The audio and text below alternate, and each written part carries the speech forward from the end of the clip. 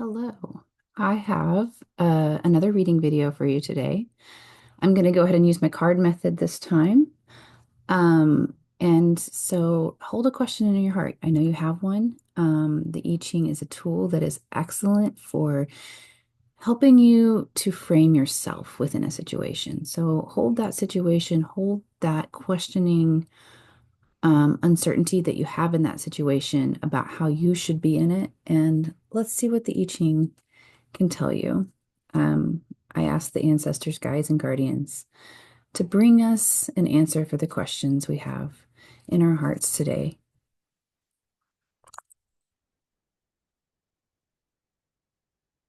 This method, these were actually orders, so I'm going to have to do a little more shuffling than maybe I have in previous videos with this method.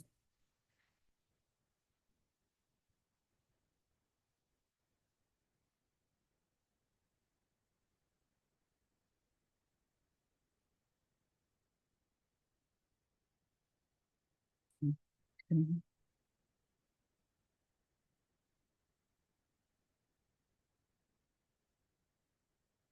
Well, generally, I will draw two cards. I like to lay my spread this way and just feel magnetically where I'm drawn to this one. We've seen this one recently. 38 separated. Maintain your sense of self while continuously seeking out unity. Sun and water are each their own element, but they serve a common outcome, which is producing life. Whatever your personal discovery challenge is, this hexagram is a reminder not to let yourself become completely enmeshed in it to the degree that you can no longer see how you can serve that which we are all a part of. So sit with that one for a while before I get the next card. I pull this card always in relationship to individuality and that struggle um, of the individual between having their sense of self maintained within the whole of their relationship, their community, the earth, the ecosystem we are a part of. These are tensions. Polarities are never separated from each other, right? They're two ends of the same object. And so we're always balancing them. We have to make room for both aspects, both the unity and the separation. Um, in this particular case, we have water beneath the sun. That water is a falling element, the sun is a rising element. So they are separating from each other.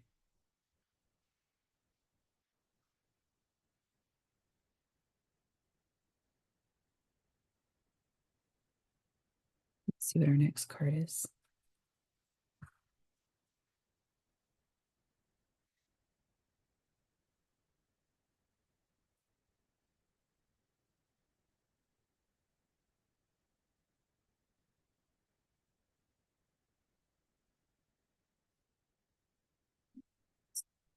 Whoa.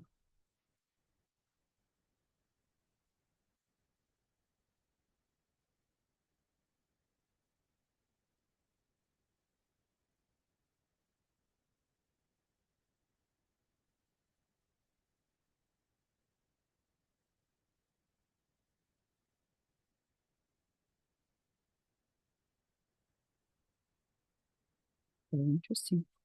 This is hexagram 13, fellowship, coming together over universal truth. This is a worthwhile journey. Finding common ground, even among very different individuals, is possible and rewarding. The story of the line suggests this will be a difficult at first, but deep love and respect will result if we persist rightly. Beware of clicking too quickly and forming a superficial bond. So I definitely see a theme here. We have two with the element of sun present in them, and we have these ideas that are very much about forming fellowship and separating. So fellowship is, let's look here, the sun beneath heaven. And then we have water beneath the sun. That puts us at a changing line at 2 and 3 and 5. Changing lines at 2, 3, and 5 for these cards. Let's see what those lines have to say. Wait, just a minute. Let me think for a moment. So on just the balancing side of things, right? We water is being balanced out by the sun very strongly in this pair. Water having this fairly heavy emotional quality to it, and sun having this very light logical quality to it. So we're talking about a situation where you're feeling really potentially entrenched in those emotions, especially emotions around belonging or sense of self, identifying the self and also feeling a sense of belonging. Those are very strong clashing emotions in this situation at this point in time. And what you need to balance those emotions is truth, is the eternal, is those qualities of the sun, is warmth, shedding light, insights that are spiritual, that feel spiritually grounding. That is what you need to balance this watery element that you're sitting in right now. That's maybe what I take from just the elemental analysis of this particular thing. And then let's take a look at, we have 3 changing lines. Then that third line is the central line. That's presently where we are.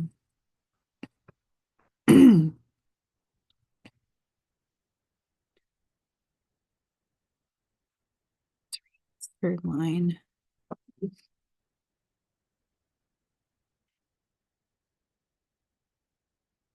So really quick, before I read the third line, let's look really at the advice to the superior individual, because this is the hexagram we're in right now. We're moving towards this as a way to balance ourselves. And the path, the advice given for the superior individual is that the Junzi takes a separate path, but arrives at the same goal. And I think that's a very interesting advice. And that's one translation. Another translation of this is the superior man achieves difference through unity. Amid all fellowship, the superior man retains his individuality. The superior man, in accordance, accepts the diversities which make up the whole. And those are all different translations of the same Chinese line of advice to the superior individual, and they have different flavors to them for sure.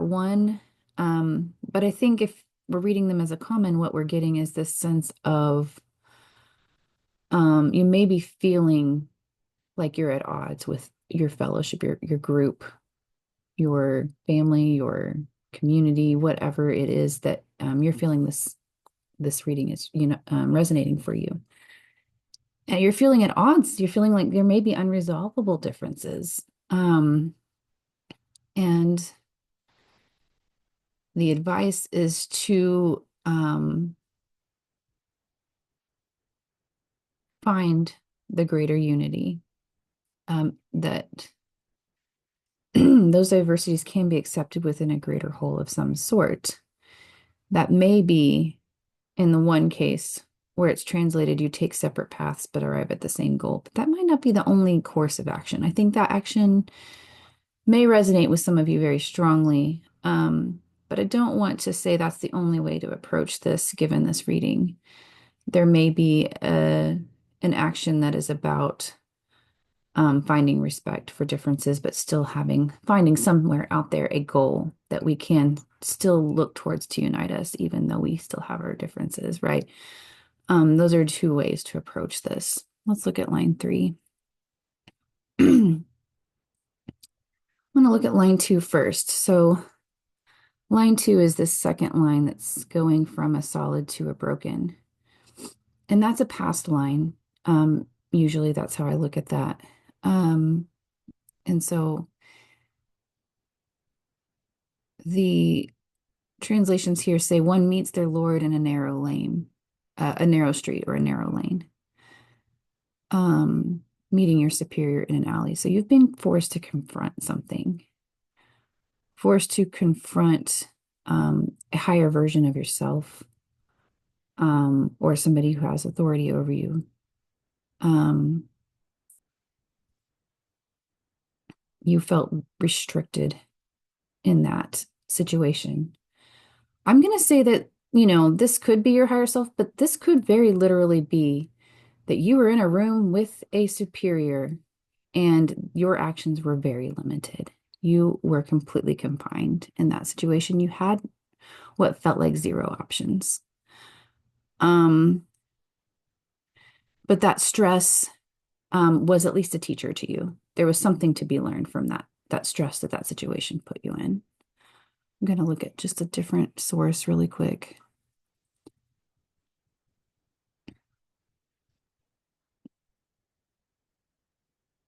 So your heart has been swayed in ways that you never would have expected as a result of having been confined and put into that sort of corner, right?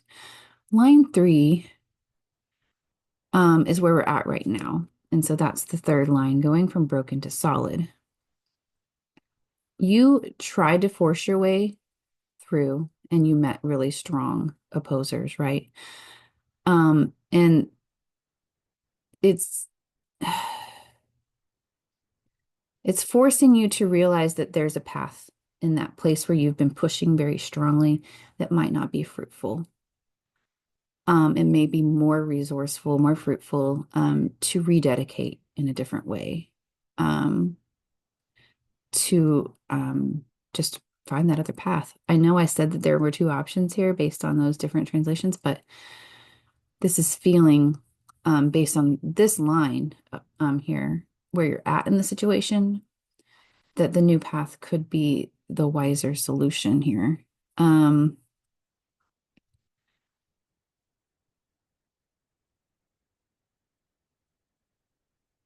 Other translate. So visualizing the cart pulled back, one's cattle hampered.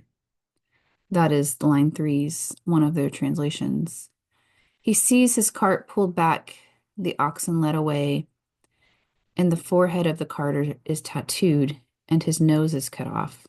He has a bad beginning that ends well. Interesting. That one's really specific. The cart with one horn upturned, its cow dragging, its man branded on the forehead with his nose cut off. There is no beginning, there is an end. So this is sort of that attempt to go in a direction and being completely cut off that I was talking about. And so you're going to find a new end based on this line. And that's where we are right now, line three. Line five, that's our future line. So in line five, we have repenting, extinguished, your ancestor gnawing flesh, going wherefore faulty. That's a very strange translation. Regret vanishes, the ally bites through the skin. What fault is there in joy?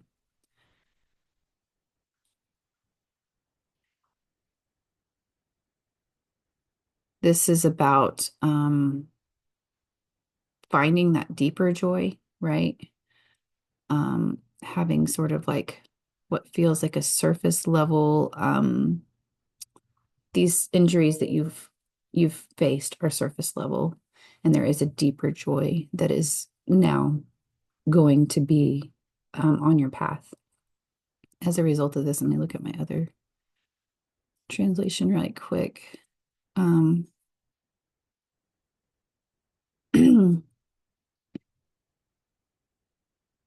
That you see ancestors eating flesh idea. To me, there's a lot of this concept of like eating away past corruptions and that sort of that ancestor veneration work of healing their wrongs in the past. And that seems to be where we're heading is towards a place of really deep, like deep healing.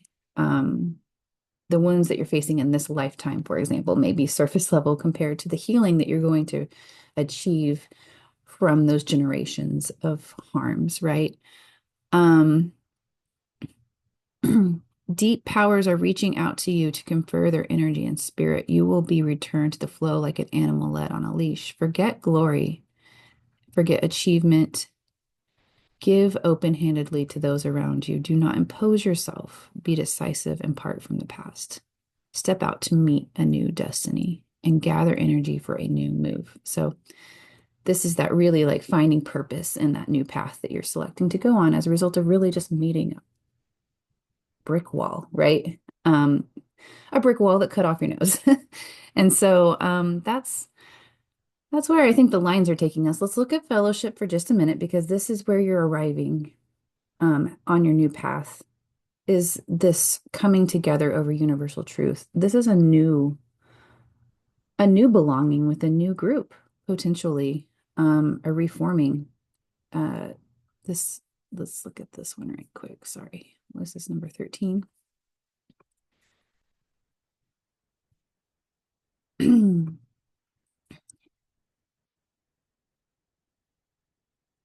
Union of forces appears in the remote districts of the country, indicating progress and success.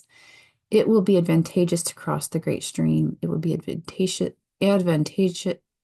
to maintain the firm correctness of the superior man.